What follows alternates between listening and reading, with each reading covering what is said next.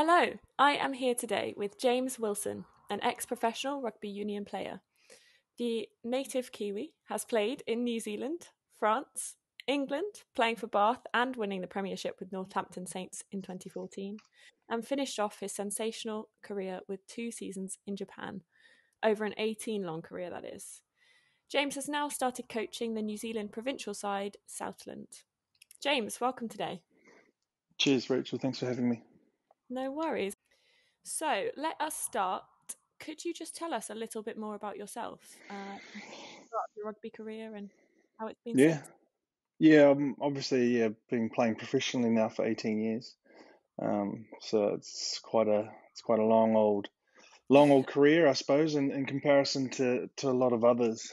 Usually, if you're playing 10 years, you're doing really well in rugby. Mm, So 18 years was a good old slog. But I've been involved in many teams over that time. Obviously, starting off as a little guy. I think I started my playing rugby when I was around 10 years old. I think I was playing football before then, or soccer as we call it over here in New Zealand. I see. Yeah, so been involved in many teams over the years, but yeah, really loved playing over in Europe, especially for Northampton. But so yeah, they're Well, are probably the you just saying highlights of that? my career right there. Are you just saying that because that's the closest team to Loughborough? No, to be fair, we've just been really successful, obviously with Yeah. Northampton. Not only winning the premiership, but also European Challenge Cup in the same season. So Mm, some really fond memories out there, yeah. and obviously, made some really good friendships over that time. Learnt many things as a player, more so than probably I did in New Zealand. Mm, So yeah, yeah. love my time out there, and yeah, have great fond memories about Well, let's get straight into it then. it. Okay. You've read my blog post looking at the 4 steps that can be taken to improve teamwork and Yep. therefore team performance. Yep. Um, so, just touching on each of those aspects, it includes increasing team cohesion through engaging activities that are potentially novel or have a certain element of risk. It includes creating group identity through speaking more about values and creating a dynamic that people feel a part of and feel that they have helped create. Creating group roles, both formal and informally, and being aware of cliques and how to manage them and potentially use them to your advantage. So, James, can you tell me about any experiences that you've had throughout that long career? I'm sure you can think of something along the lines Yeah, sure. of experience of a good team culture, which has Yep, potentially led to great performance. sure. I'll reference back to probably um, Northampton Saints, especially our winning season, a Hmm. lot because of how successful we were. Yeah, in 2014 we had a really successful season, obviously winning a double there, and I think a lot had to do with doing so much together. Right. So obviously, you were talking about doing activities together, and a big part of that was there was a really random thing. I look back, I was doing I suppose it's not so much random, but we did a big charity drive around um, Movember, Right. and so we got real tight around that. It was a group decision, and we had a few drivers, obviously being the team leaders, Yeah. would drive it, but everyone really got around it.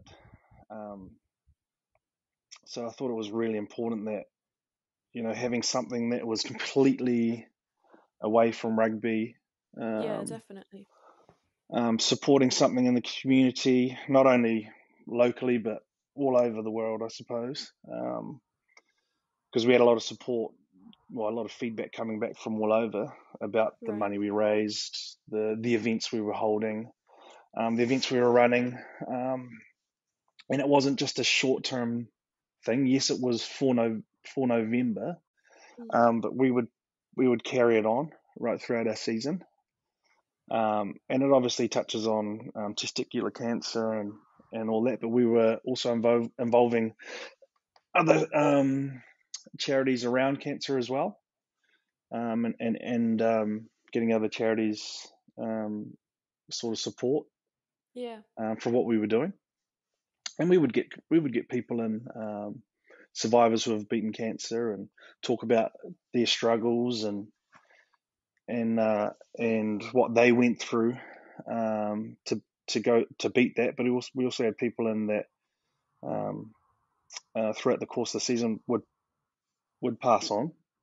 So we actually had a young boy. I can't remember what his cancer was, but he passed away literally 2 weeks after running us out onto the field. So he was our mascot. Oh wow. Yeah, Yeah. so that was pretty full on. Yeah, of So course. just working around the community, and he was a local lad actually. He was from around the Northampton area. Yeah. But yeah, he ran us out in the field and won in the finals. And Mm. then yeah, unfortunately 2 weeks later he passed away from his cancer. But it was just getting sort of, yeah, doing something for the community, getting out and about, getting away from rugby, getting something that we all can buy in, and work sort of together around. But Yeah. No, and a lot of psychological research has said, get people out of their comfort zone, take yeah, them away from that work environment, hmm and maybe you start connecting in other ways other than work. yeah, And yeah, the research behind the blog, and the psychological theory does suggest, as you said, with the charity work, which is a great example. It's new, so it involves transferring skills and maybe being more vulnerable to asking for help because it's a new environment for you, yeah, um, as well as having a certain element of vulnerability or uncertainty in the fact that you're dealing with a sensitive topic and you're yeah, all going through that. I mean, the passing of that guy must have been quite difficult with the whole group.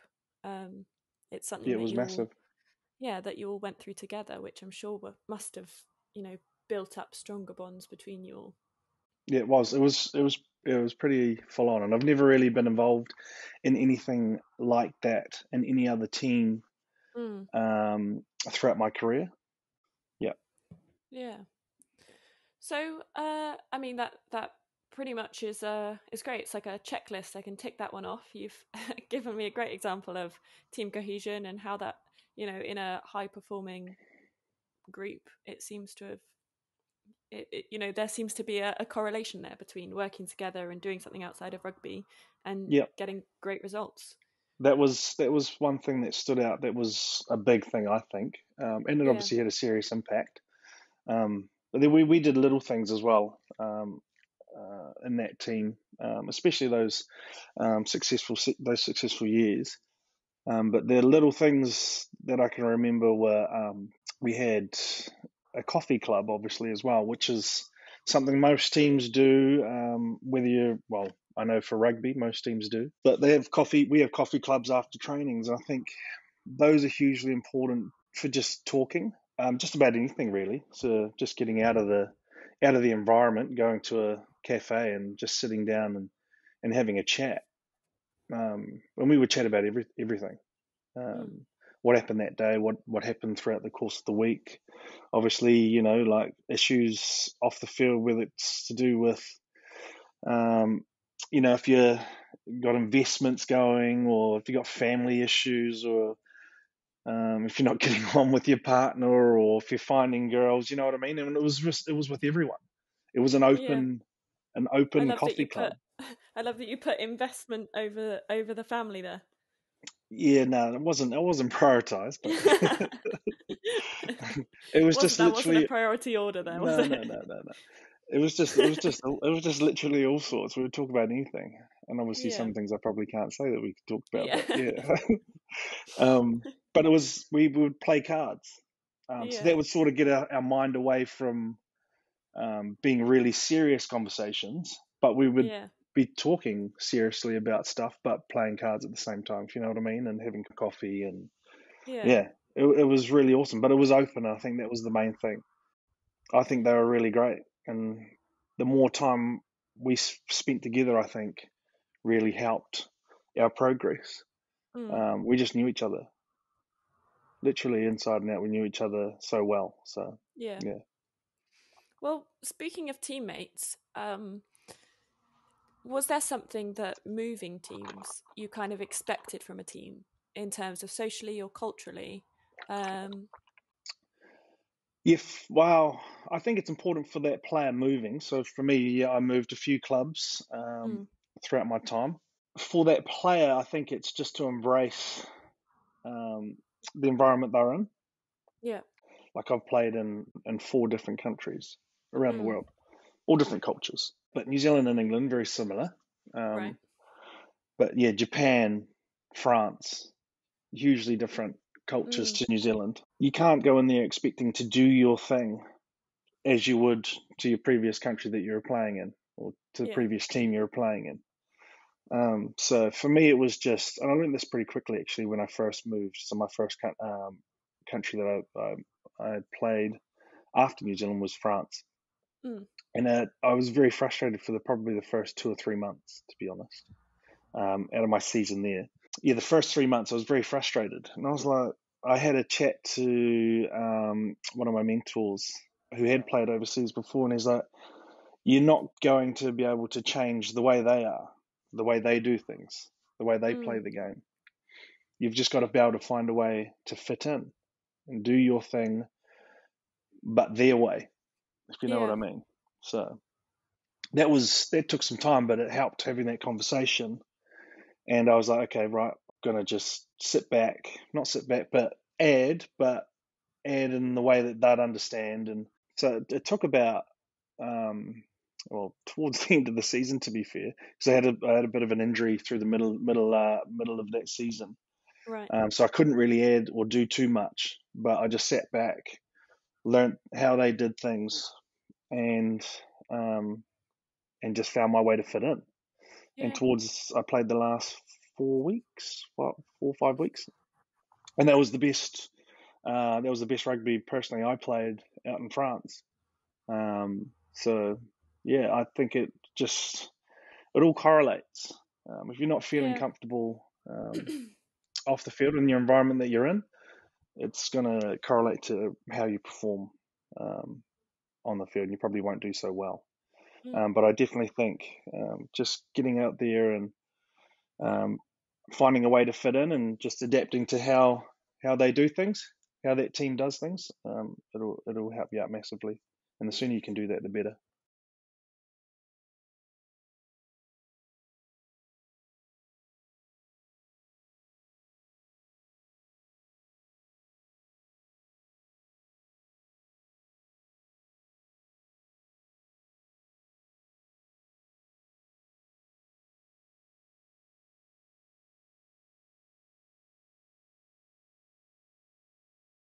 The sort of groups that they were getting involved with, and as coaches, we were just trying to do things where we would involve everyone collectively.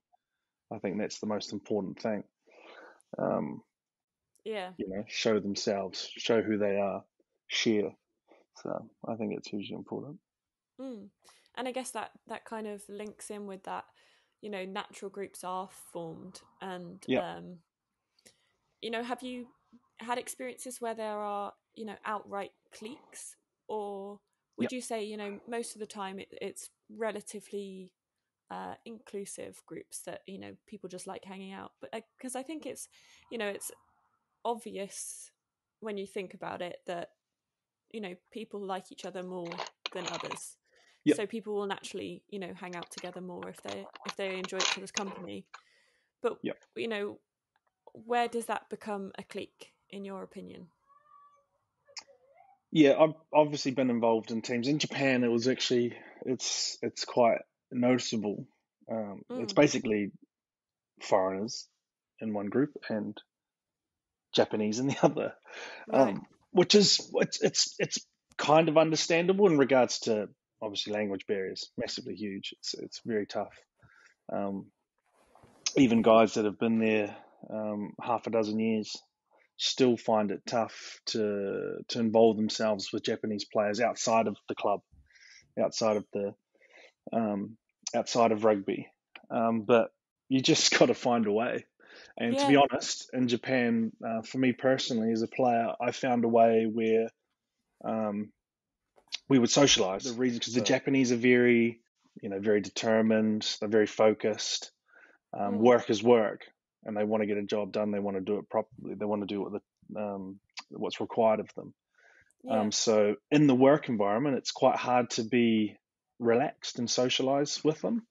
Whereas in New Zealand, in the UK, even in France, it's, when you're still in the work environment, but you're not in a meeting or you're not training. It's very social. We're playing games on each other. Yeah. We're interacting. Pulling pranks. We're going for small coffee breaks, or we're just sitting around in the change room chatting about our day to day. Yeah. That's very open and very inclusive. But yeah, I found it tough. In Japan, but like I said, I went out and socialized. So there were times where I literally there was a bunch of Japanese, and I could pick up that they were doing something outside of rugby, and I would invite myself, and it would be the only foreigner there, and then got really close with quite a few players because of that. Whereas other foreigners that are still there with the team now, there's still that massive separation.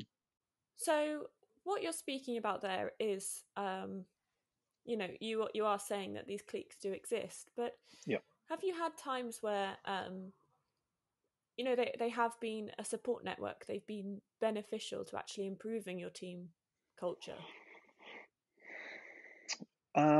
Yes, to a degree. I've seen it work uh, positively towards obviously tightening a group. Yeah. Like we talked about, I talked about the coffee club in Northampton. Yeah. Um, there were obviously regulars. We were inclusive, like we would invite anyone, and it was literally open door policy around that. Mm. Well, we can't stop people going to a public cafe, Yeah. but no, we were definitely inclusive. We would literally just before training we would all shower up and finish up, and we're like, right, see you at coffee. Just Mm. yell it out to anyone, across the change room. So it was inclusive in that respect, and we would try and get people in that hadn't been for a while. We'd be like, right, you haven't been coffee for ages. Come on, Yeah. let's go. But there were regulars that would always go, and I suppose you could say um, that would reference back to being a clique, I suppose, around you know obviously us talking so much, knowing so much about each other, because would literally there Yeah. would be not too much chat around rugby. Um, Mm. it would more so be around what we did outside of rugby, what we wanted to do with our lives. Um, Mm. and if we did talk about rugby, it would, to be fair, it would just be to vent. Oh, this didn't work out well today. I had issues with this player, or I had issues with this coach. So Yeah. yeah, those sorts of things definitely helped out, and it was productive. We would offer feedback and advice, Mm. and it would also be a way for guys to vent, which I think is productive. So Yeah. Yeah. And I think, what you touched on there is reflected in the blog and in the psychological research, which is saying, a lot of these subgroups or these cliques can be positive in the way that it's increasing open communication. yeah, And yeah, it helps you understand one another, and even yeah, if it's just, it helps how they take advice best, or how they like to be spoken to. Small things like that can do a lot for a team environment. massively, yeah.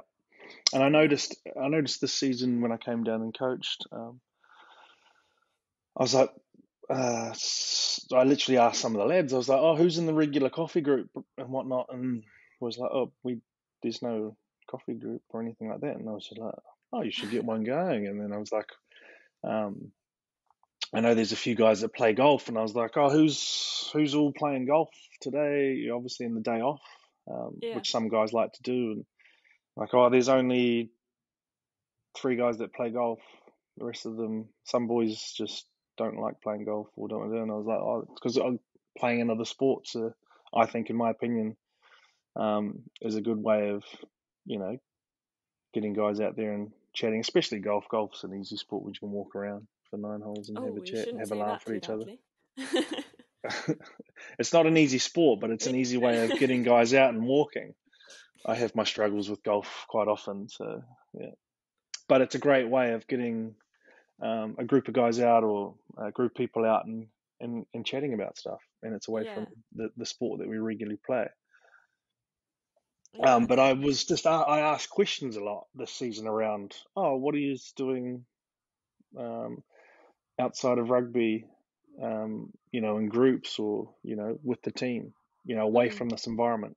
And it's all rugby, rugby, rugby, rugby. It's all rugby orientated in yeah. those hours. So we need to get away from that and do other things because we all have other things in our lives.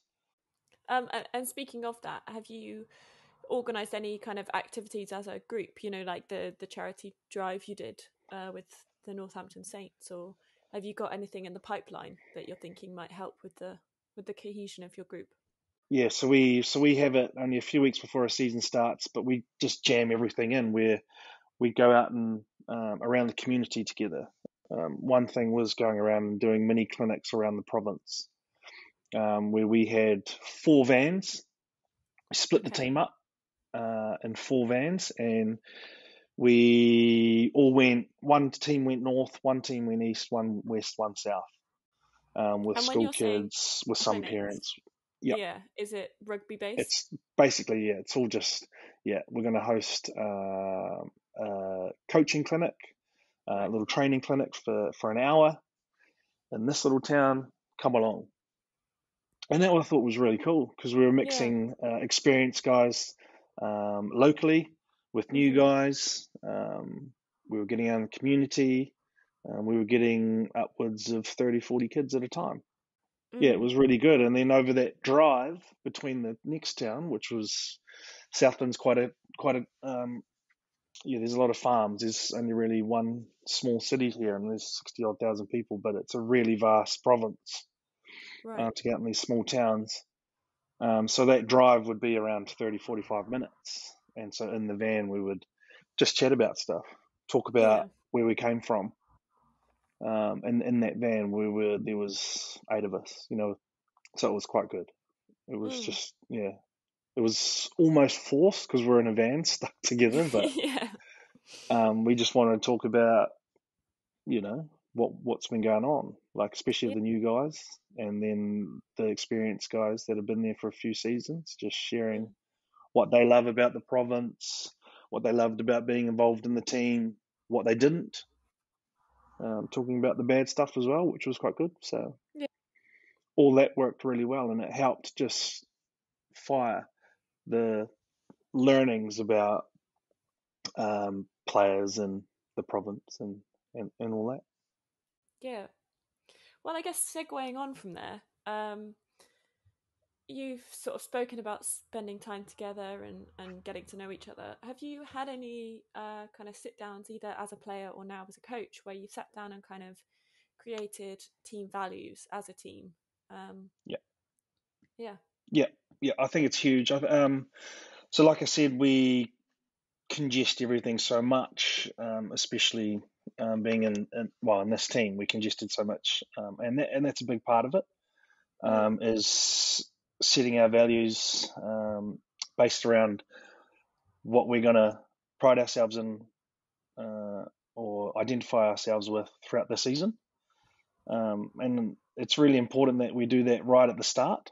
Um, Yeah. it's hugely important, in my opinion, anyway. Um, but yeah, we do basically a day we put on that. So there's no training, no gym, no kicking the ball around. It's all basically around chatting, and so we get put in our mini teams, Mm. which we get set. This is how we've done it probably throughout my whole career, to be fair. And to be honest, the 18 years, we probably only did it the last, oh, probably the last 10 years, to be fair. So it's about 10, 12 years that I've been doing it, where we would Mm. do similar things. We would start the season off, all to come together. Hey, how's it going? Right, let's all sit down and have a chat. We'll talk about our values and what we're going to identify with throughout the whole season, what we're going to base our season on.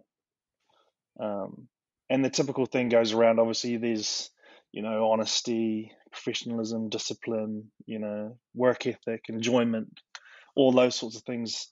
But it's just like we have to spend a lot of time on around what they actually mean. Yeah. Because obviously, at the end of the day, they are just words, but what they mean to you as a group, and every year is different. Yeah. Like honesty could mean one thing one year, but the next year it can actually change. It's like, how does that word Yeah, change? absolutely. But yeah, it's just everyone's input. And I think being in those smaller groups and a bigger group helps with that. You're gonna get the guys that are, they're obviously more dominant figures that are going to speak up a lot more. But it's being in those smaller groups helps with everyone. I think having an input. No, that's really interesting to hear actually, because I spoke last week with Benedicta Horlan, a footballer, and Okay. yeah, she almost said exactly what you just said. Yeah. You would sit down as a group, but you'd split off so you get a bit more time to sort of speak openly with less people around, and Yeah. then kind of come back and build these values together as a whole team. So yeah, it sounds like this is a kind of transferring across sports. It seems to be just something that's valuable for a team. Yeah, I think it's really beneficial. Obviously, we don't want to. If you're in a big group, you're going to get guys that are just going to sit there and not talk, not going to Yeah, add, not going to offer their input. So, yeah, I think splitting off in small groups is really beneficial, and you've got to be able to give it that time, yeah, so everyone does say something, so everyone does have input. But mm. it's hugely important. And we personally this season as a we based off a theme, um, around.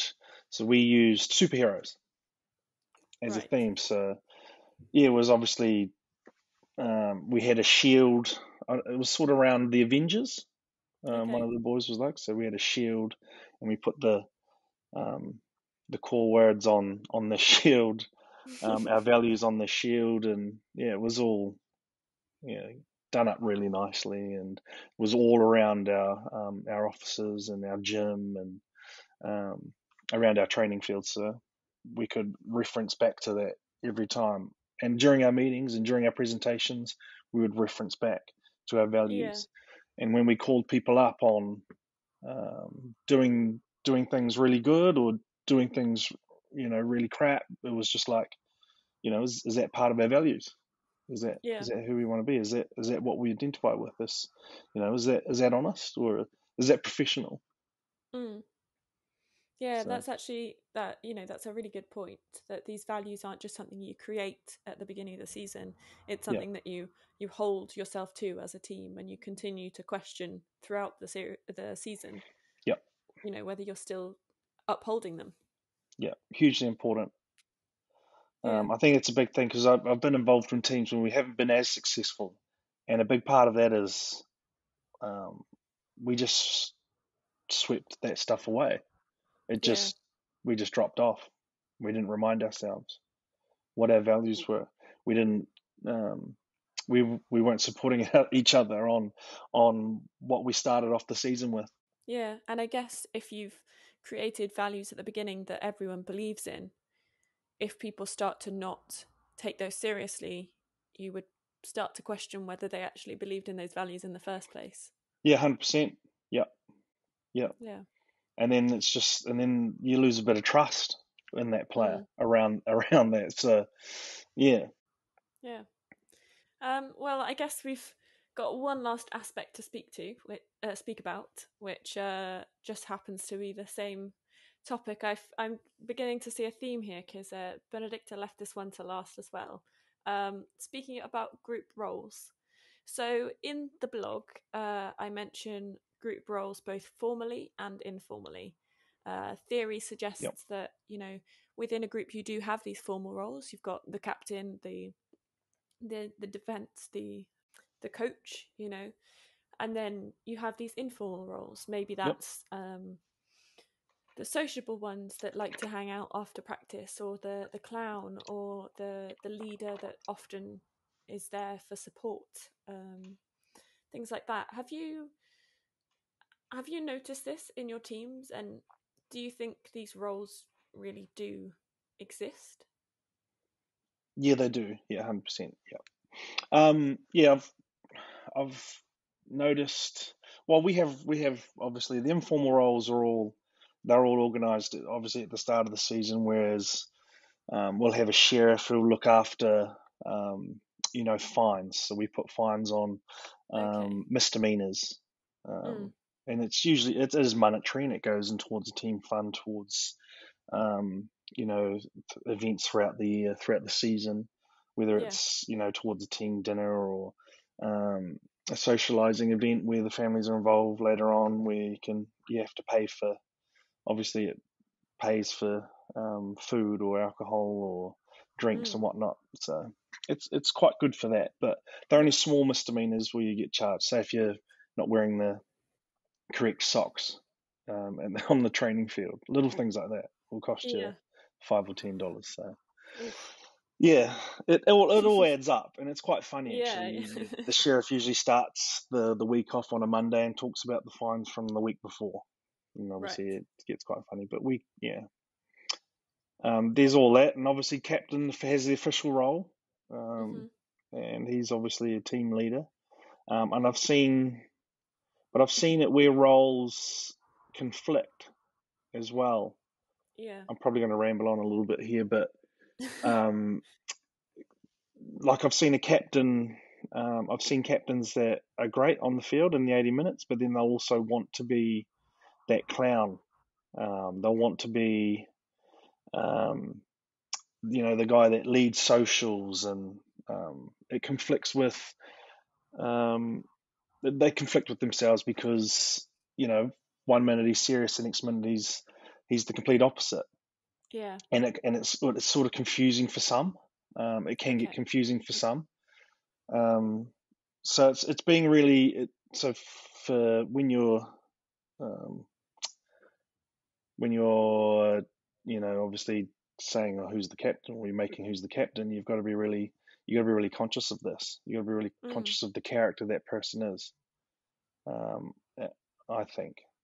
Yeah. Like I've had some really great captains in my time over my career, um, where you can see that they have conflicts themselves with being too serious or wanting to be a bit of a clown and then holding back, or sort of realizing it throughout the course of the season, where they're like, oh shit, I'm gonna have to pull up here.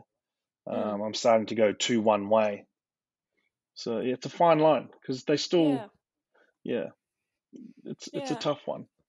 Yeah, definitely. And actually that's something that came up in my conversation with Benedicta, that you almost need to be very careful with roles, that you don't put someone in one box and say, okay, yeah, they're the clown, but they can't be anything else. Yeah, And I guess it works the other way too, that if someone's switching roles constantly and they're the clown, but then they're the emotional one, and then they're the captain, and then they're this, and it can also get confusing. yeah, Yeah. yeah. I'd personally, for me, I love, as a coach or as a player, I love, well, as both obviously, as I love just having a team of leaders. Yes. Yeah. So we're all leading in our own way. We're all aligned. Um, Now, more so as a coach, I see that.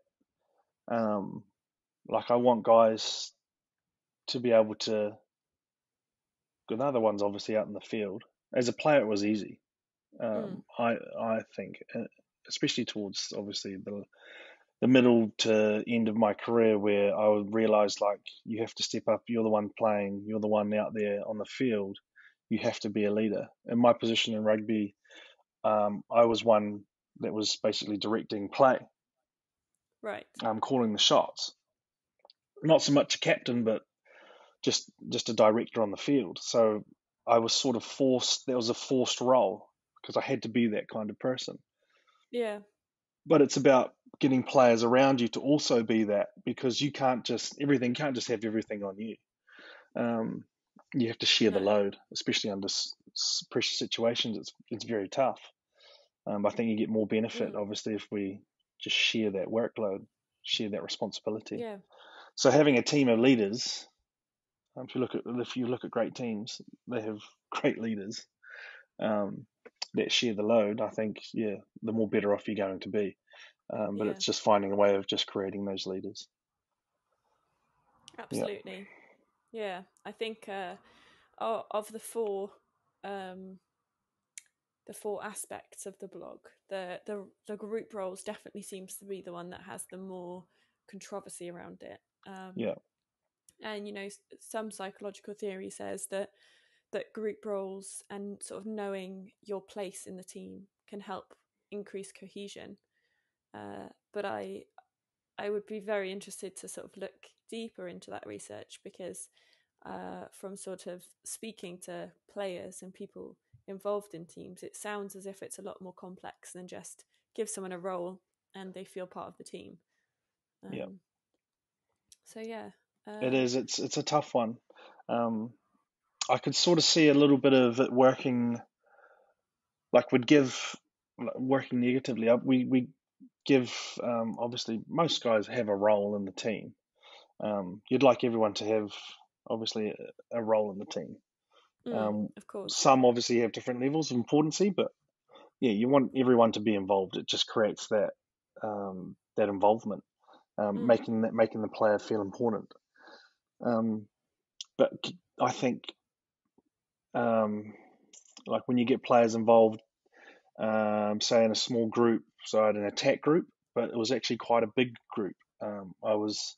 I didn't want it to be a big group, but the head coach of my team sort of requested it, and I think it just you sort of get lost with too much input in that group. So it's a responsibility where basically this group helps the management with the attack, and they have each individual roles in that, looking over certain aspects of the opposition and our own game, and then just providing that. But some would get lost. Some players' input would just be overlooked because there was so much information coming in. And those players, I could tell, they didn't voice it, but I could tell those players felt less important because what they were adding wasn't getting used, or it felt less important because it just was overlooked. Right. So it almost seems like they were in a role that they weren't necessarily satisfied in because they weren't contributing enough. So would it be better that they just weren't involved in all at all? So that's the question I sort of asked our coach at the end of the year, was like, was it beneficial actually having them involved because they felt worse off from being involved in it, if you know what I mean? Yeah, definitely. And maybe the creation of, you don't want to create these sort of almost false roles just to kind of make people feel part of something. Maybe that's I'm sure that probably feels pretty bad, as well as 100% just not being involved at all. So I think I'm not too sure, but I might play around with us being such a short season. It's literally 12 games. Just looking at playing around with having one or two in and out, like add this week or for 2 weeks, just for a bit of cohesion, and then swapping out a couple of guys from that group and adding a couple more, and just sort of a rotation. Whereas guys, it's a smaller group, but can add. Which it would be interesting to see how that plays out. But because obviously cohesion is really important, and understanding each other is really important. But it's just finding a way where we can nullify that sort of stuff, because I think it's hugely important getting guys involved, them adding, because they're the ones out there running around end of the day, so they need to understand what we want to achieve as a group collectively. But we don't want to make them worse off by actually feeling like they're not important at all. So that's a challenge, but that's why we coach, I suppose. Absolutely. Yeah. Well, James, thank you so much for taking the time out of your day, your busy schedule, planning your next season to speak to me today. I've really No, no appreciated problem. it. Thank you, everybody, for listening. If you haven't already, the link to the blog will be in the description below, as well as the social media for myself and James. James, thank you again so much for joining me today, and I wish you a good day and a rest of your holidays before you start back again on Monday. No problem. Cheers, Rachel. Thanks for having me on.